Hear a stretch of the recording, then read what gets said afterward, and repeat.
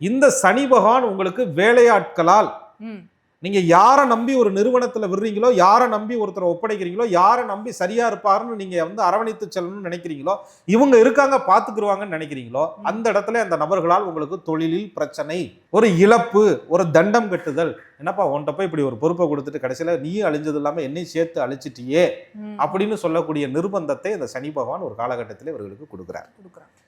சரி, இப்போ அடுத்து ஒரு ஆள் இருக்காரு அப்படின்னு சொன்னீங்க. அவர் யாரு சார்? ராகு பகவான். அவர் அதாவது இந்த தடை அப்படின்னு சொல்லும் போது சனி பகவான் வர்றாருன்னு சொன்னா சனி பகவான் தடுத்து கெடுக்கிறது இல்ல, எப்பயுமே ராகு கேதுவினுடைய துணையோடு தான் ஒருத்தரை கெடுப்பது அப்படின்னு சொல்லக்கூடிய அமைப்பு. என்னையா சனி ராகு கேதுனால கெடுக்கிறத பத்தியே பேசிக்கிட்டு இருக்கீங்களே அப்படின்னு சொல்லும் போது நான் சொல்வது, இவர்களால் யோகமும் உண்டு, எதிர்துருவ அமைப்பிலிருந்து பாதிப்புகளான தசாபுத்திகள் நடக்கும்போது இவங்கனால கெடுதல்கள் அதிகம் இருக்கு. அப்ப ராகு என்ன பண்ணுவார்னா, உங்கள்கிட்ட கிரியேட்டிவிட்டி மைண்ட் இருக்குன்னு சொன்னீங்க இல்லையா, புதுமையா யோசிக்கிறது.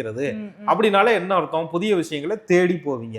அந்த புதிய விஷயங்களை தேடி போகும்போது ராகு பகவான் என்ன பண்ணுவார்னா, புது புது ஆட்களை உங்களுக்கு அறிமுகப்படுத்துவார். சரி, அது வேற்று மொழியால இருக்கலாம், வேற்று இனத்தவர்களாக இருக்கலாம், அல்லது வேற்று தொழில் செய்யறவர்களாக இருக்கலாம். அவங்கெல்லாம் உங்களுக்கு ஆசை வார்த்தை ரொம்ப அப்படியே பேசுற மாதிரி பேசி அந்த தொழிலுக்குள்ள உங்களை இன்வெஸ்ட்மெண்ட் போட வச்சு, அவர்கள் முதலீடே போடாம உங்களை மறைமுகமாக இயக்கி ஆசை வார்த்தையெல்லாம் காட்டி ஒரு கட்டத்தில் கொண்டு போய் உங்களை என்ன செய்வாங்க, தொழிலில் தடைகள் ஏற்படும் விதமாக, ஒரு பிரச்சனையை உருவாக்குற விதமாக உங்களுக்கு உருவாக்கி விட்டு போயிடுவாங்க.